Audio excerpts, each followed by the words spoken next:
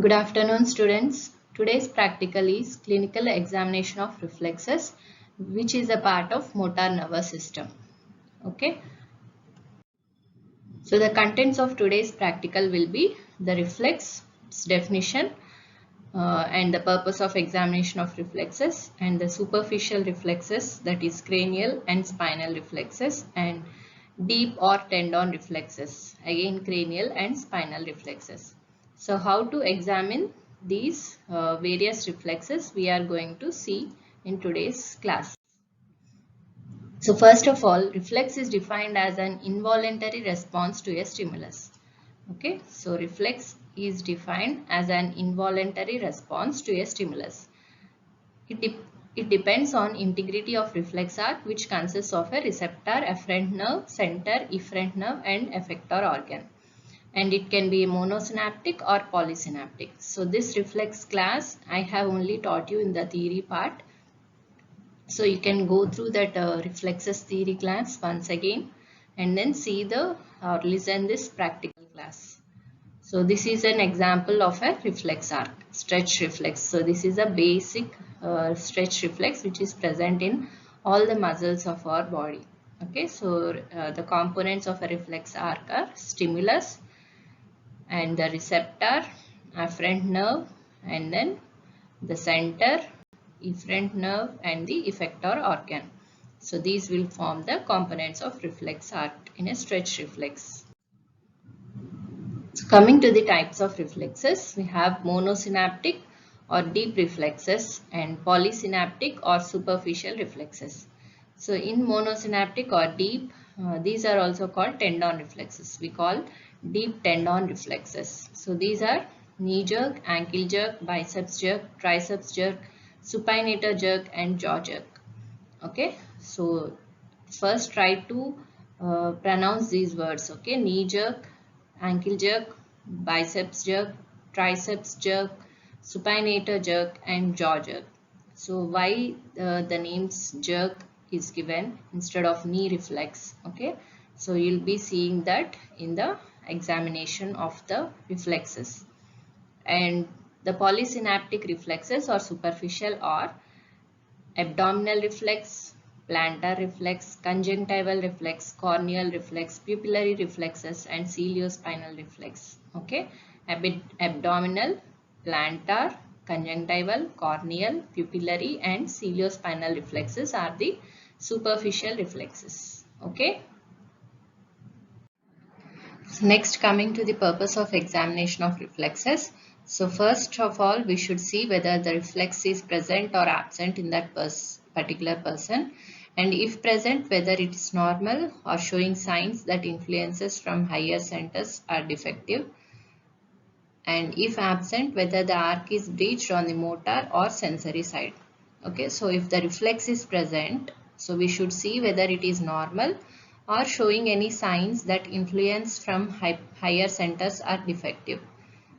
So any signs that shows the higher centers are defective, so like that any signs are present or it is completely normal if that reflex is present. So that thing we should see, and if it is absent, so we should check for if the arc is breached on the motor or sensory side. Okay, and whether any abnormalities are unilateral, bilateral, affecting all reflexes, or whether a definitive level can be detected in the nervous system at which abnormalities first appear, because reflex levels may be helpful as sensory level. Okay, so unilateral or bilateral means, so the abnormalities or the signs which are while examining the reflexes. So if the reflexes are absent only on one side or both sides, uni or bilateral means like one side and both sides, and affecting all reflexes or some reflexes, and also a definite level can be detected in the nervous system at which abnormalities first appear. Okay, so definite level means we should say in the dermatomal level. Okay, and spinal segment level. Okay, so the spinal cord is divided into cervical, thoracic, lumbar, and sacral segments, right? So we can say at the level of lesion, depending on the loss of sensations in sensory nervous system and in reflexes. So these reflexes can be helpful as sensory level because the each reflex is having a particular root value. So that root value is again taken back to the spinal segments. That is, suppose knee jerk is having L4, L5 like that. Okay. So the root, depending on the reflex root values, it can be the definite level of lesion can be detected by doing the examination of reflexes. Okay. So definite level means level of lesion. Okay. At which spinal segment level the lesion has taken place. So lesion may be anything. So trauma, because of trauma, the spinal cord has been transected. So complete transection, hemisection, so just a normal nerve damage. So like that, any lesion is can cause abnormalities in the reflexes or sensations or motor system. Okay, so that thing, to identify the level of lesion, we are doing the examination of all these systems. Okay. So coming to the superficial reflexes, so these are cranial and spinal. So cranial reflexes are, so bicranial means they are connected with the cranial nerves. Okay, corneal reflex, conjunctival, cerebrospinal and pupillary. And spinal reflexes are abdominal, plantar and cremasteric. So we will see one by one. So corneal reflex is mediated by ophthalmic division of trigeminal nerve and asks the subject to sit comfortably and asks the subject to fix his gaze, that is eyesight, at a distant object or the ceiling. Bring the cotton wisp from the side of subject and touch the lateral edge of cornea at its conjunctival margin. Observe that the subject blinks his eyes. So elicit the corneal reflex on other side and compare simultaneously. Okay. So this is the procedure. First, so this reflex is mediated by ophthalmic division of trigeminal nerve.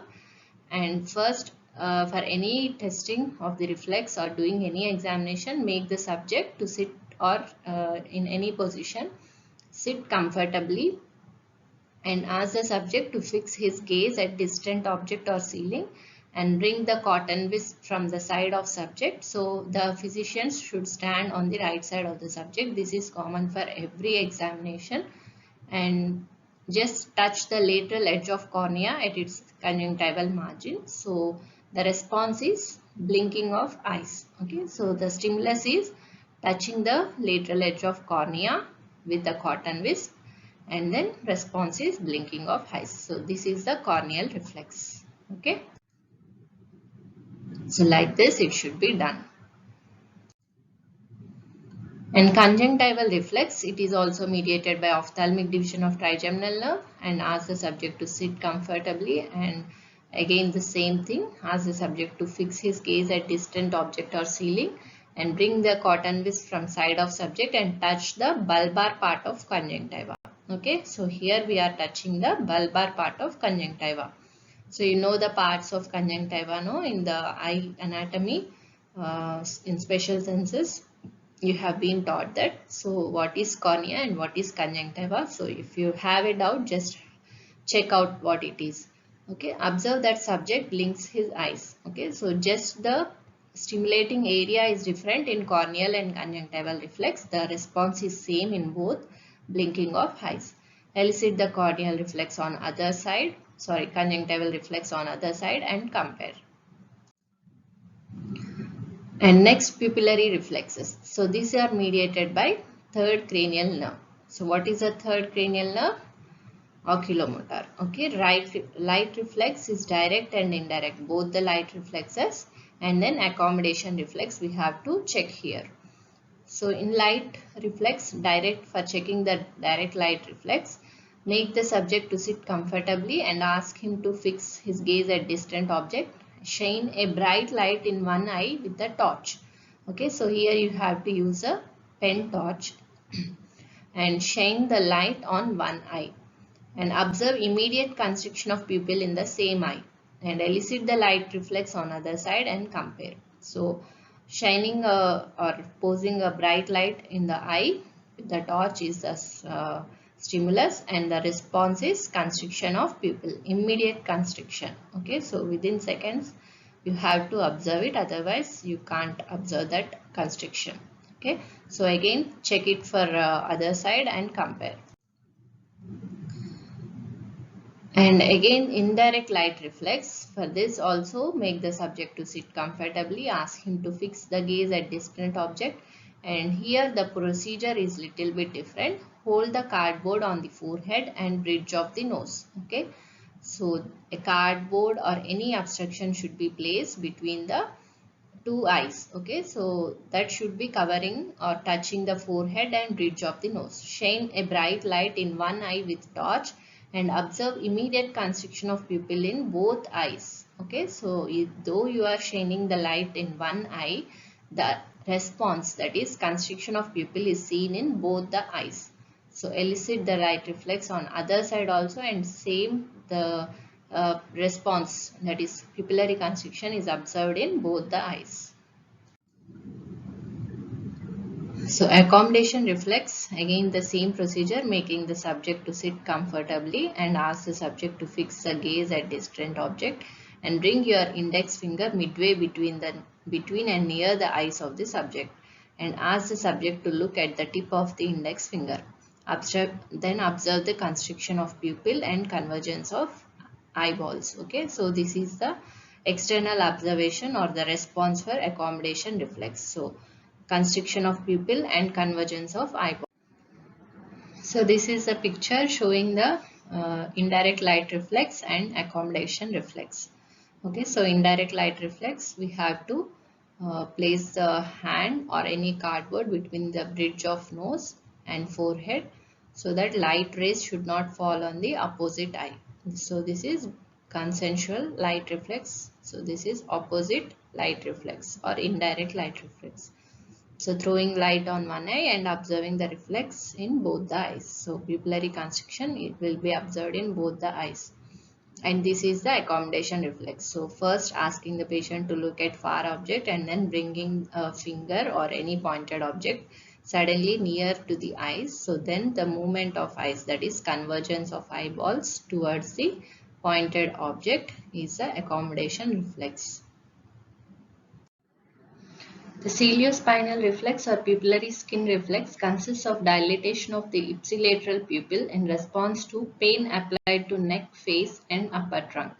Okay, so stimulation is pain applied to neck, face and upper trunk in any of these areas, and the response is dilatation of ipsilateral pupil. So on which side the stimulus has applied, that pupil, that side pupil will be dilated. So if the right side of neck is subjected to a painful stimulus, the right pupil dilates, increasing in the size of 1 to 2 mm from baseline. So that is size of pupil. Okay, so this is ciliospinal. So now the plantar reflex, which is a spinal superficial reflexes.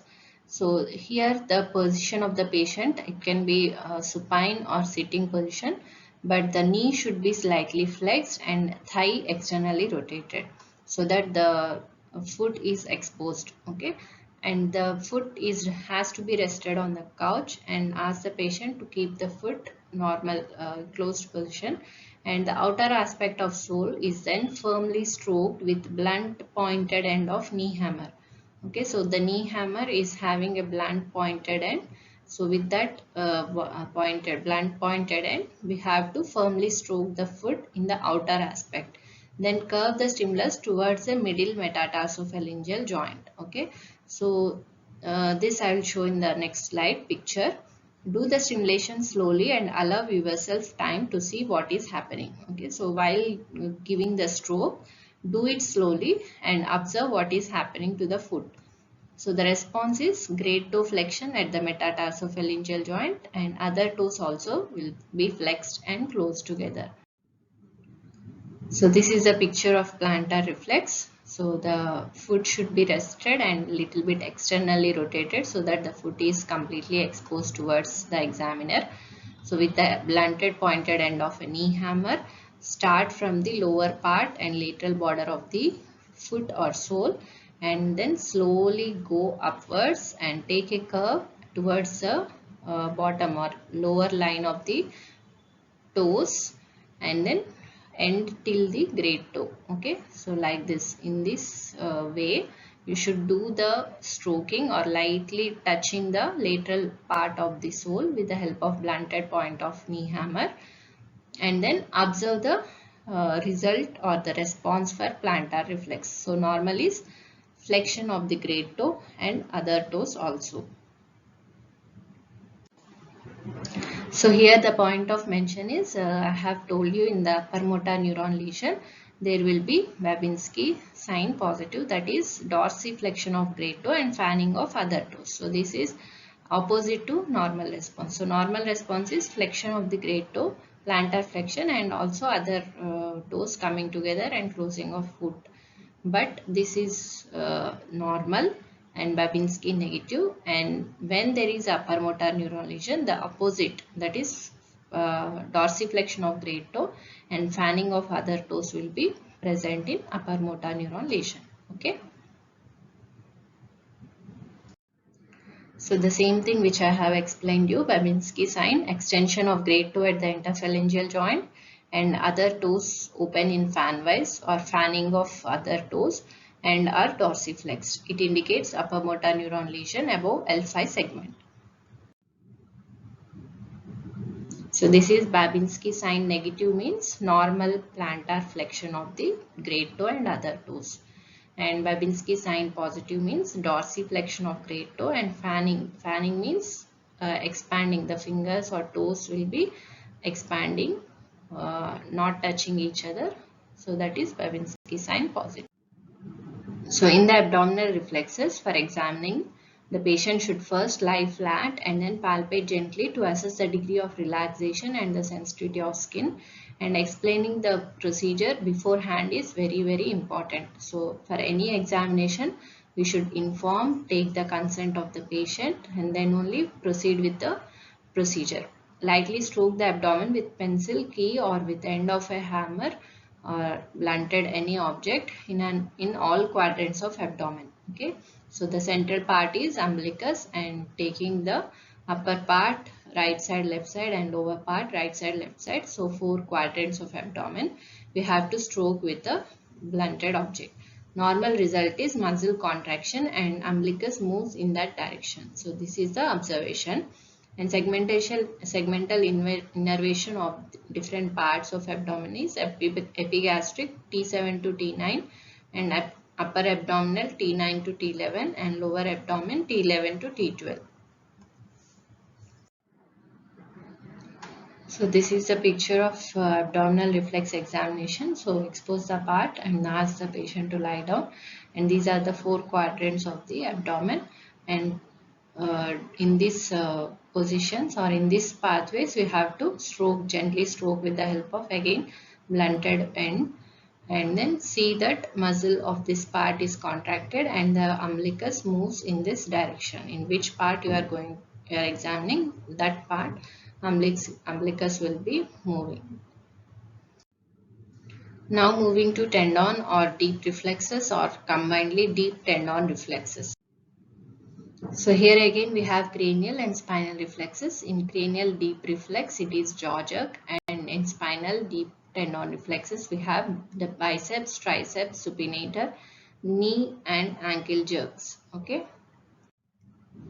So biceps reflex or biceps jerk, it is a root value here. Okay, C5 and C6 are the spinal segments related to biceps jerk. So for examining this biceps jerk, relax the forearm on examiner's hand. Relax the forearm of the subject on examiner's hand and place the forefinger of the examiner gently on the biceps tendon of patient, and then strike the finger of the examiner with hammer. Okay, normal response is flexion of elbow and visible contraction of biceps. Okay, so why these deep reflexes are called jerks means the response seen in any examination of in any deep reflex, the response is like a jerk. Okay, so you will be observing that flexion or extension of that particular part in a seconds, fraction of seconds, like a jerk it will be seen. So that's why the names of these reflexes are jerks. Okay, biceps jerk. So you can see in the picture, so the patient's forearm should be rested on the examiner's forearm, and the examiner's finger, okay, great, big finger has to be touching the biceps tendon of the patient, and on the finger we have to give a tap, okay, with the knee hammer. So then the observation is the patient's forearm will be slightly flexed. Okay, so now it is in this position, right? It will be slightly flexed. That moment you have to observe, and also the biceps contraction you have to observe. So both these are the responses of biceps jerk, and the root value is C5. So next is supinator jerk. The root value is same again, C5, C6. Here relax the forearm on the patient's body itself in pronation state. The forearm should be pronated, and strike the lower end of radius about 5 centimeter above the wrist. Okay, and watch the movement of forearm and finger. Contraction of brachioradialis will be observed, and flexion of the elbow will be seen. Also, slight flexion of finger may occur. So these two are the observations of the supinator jerk. Okay, contraction of the brachioradialis muscle and flexion of elbow will be observed. So how to do means striking the lower end of radius. So you know where the radius is present. So lower end of radius above 5 centimeters above the wrist joint. So like this, the subject's forearm should be rested on the uh, body of the patient only in pronated position. So here wrist joint above 5 centimeters above wrist joint, slightly give a stroke so that the brachioradialis muscle will be contracted and flexion of the arm will be seen. And triceps jerk, this should be done by holding the patient's hand, draw the arm across the trunk and allow it to lie loosely in a new position. Then strike the tricep tendon above 5 centimeters above the elbow. Extension of elbow and visible contraction of triceps is observed. So this is the observation. So how to perform means holding the patient hand, draw the arm across the trunk, okay, across the trunk, and then allow it to lie loosely in new position. Okay, so in the picture you can see it. So this like this, draw the hand and allow it to lie loosely on the trunk of the patient and give a tap on the back of the elbow. Okay, so like little 5 centimeters above the elbow, if you give a tap, so the triceps muscle which is present extensor part, so that will be observed, contraction is observed, and slight extension of the hand you can observe. And then coming to the knee jerk. So the root value is L2, L3, L4. So here the patient will be lying supine and flex the knee 60 degrees by placing the forearm under the knee to be tested, and strike the patellar tendon midway between its origin and insertion. The observation is extension of knee and visible contraction of quadriceps muscle. It can also be done with patient in high sitting on bed and leg hanging up at the edge of the bed. So in supine position and also in sitting, high sitting on bed, in two positions it can be done. So what is the requirement means the knee, lower limb should be hanging or it should be kept freely. It should be rested on something. Okay, so here it should be rested on the forearm of the examiner, which is placed under the knee, and striking the patellar tendon between its origin and insertion, and the extension of knee and contraction of quadriceps is observed. Okay, in this way the examiner has to give support with the forearm and the patellar tendon is tapped and there is slight extension of the lower limb, and also the quadriceps muscle contraction has to be observed. So this part also should be exposed so that you can observe the contraction of quadriceps. So this is high sitting on the bed or any table, so that the knee, lower limb should be hanging. So in this hanging position, if you give a tap, there will be slight jerking of the lower limb. That is, extension will be observed. So now the ankle jerk, root value is S1 and S2. This can be done in again two positions, one in supine and one is kneel down position on chair. So in supine position, hip is externally rotated, slight flexion of the knee and dorsiflexing the ankle by examiner so as to stretch the Achilles tendon and striking the tendon on posterior surface. This will be making the calf muscle to contract and move the ankle. So the plantar flexion is observed, which can be felt by the hand of examiner. So in alternate method, that is kneeling down on the chair, so the ankle can be hanging loosely over the edge of the chair. So on the loosely hanging ankle, we have to give the strike with the knee hammer on Achilles tendon so that the response is plantar flexion of foot and contraction of calf muscle or gastrocnemius muscle can be observed. Okay, like this, hip rotation, knee flexion, this knee foot has to be supported by the examiner and then tapping on the Achilles tendon. So the plantar flexion, because the foot has been held by the examiner, it can be felt by the examiner's hand. So otherwise in kneeling position, it can be observed and the contraction of calf muscle, gastrocnemius, has to be observed. And then the jaw jerk. This is the cranial reflex in the deep tendon reflex. Here the person has to open his mouth partially and place the finger firmly on the chin of the patient and strike the finger with the help of knee hammer. Use the narrow end of knee hammer and observe immediate closure of mouth. This response is due to contraction of elevators of the jaw.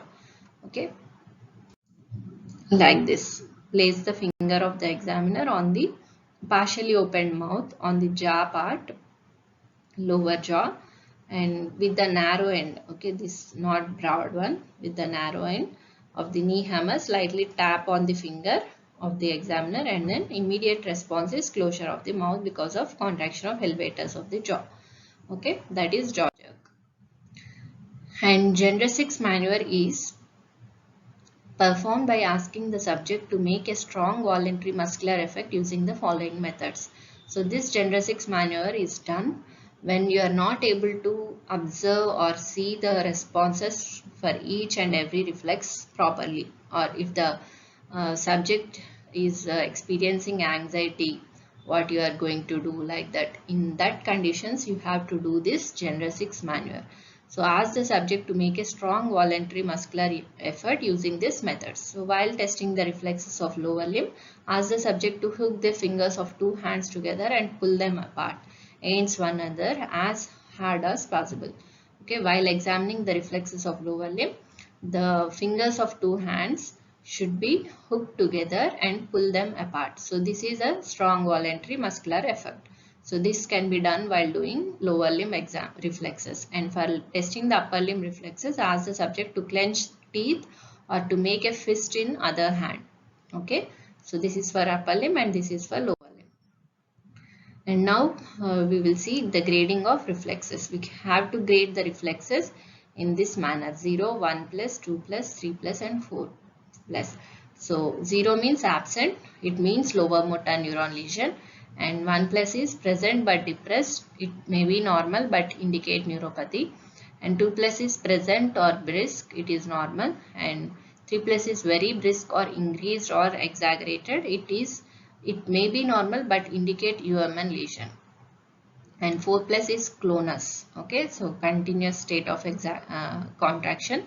This completely indicates upper motor neuron lesion. So this is the grading of reflexes. You have to remember this. So it is present in your manuals also. Open and read and remember. And coming to the abnormalities, exaggeration. So reflex may be excessively brisk, the movement being a sudden short-lived jerk. This type of reflex is seen in UMN lesion, also seen in fright, anxiety, and after violent exercise, but then return to normal on rest. And a reflex may be clonic. In this condition, the muscle that has been stretched goes into clonic contraction until the stretch is relieved. It is seen in pyramidal disease and tensed individuals. So exaggeration and clonus are the two abnormalities of tendon reflexes. And reduction or absent is because of defective technique application, or when there is a breach of anterior part of reflex system, that is suppose sensory nerve may be breached in polyneuropathy, and sensory root may be damaged in tabes dorsalis, and anterior horn cell will be damaged in polio, and anterior root may be damaged because of spinal compression, and peripheral nerve injury may be present because of any trauma, and trigeminal nerve ending may be damaged because of polyneuropathy, or the muscle itself may be damaged because of myopathy. So this is any breach or damage in the reflex arc. And during cerebral or spinal shock phase, it can be of some hours to days. This reflexes may be absent or decreased. So that's all for today's class. I hope you understood the reflexes, different types of reflexes, and how to examine them. So this will be coming as long question in your practical examination. So you have to perform the procedure in front of the examiner, and they will be asking the viva questions. Okay, so open the manual, read this reflexes part in the central nervous system examination, and note down the viva questions relating to this particular reflexes topic. So thank you all.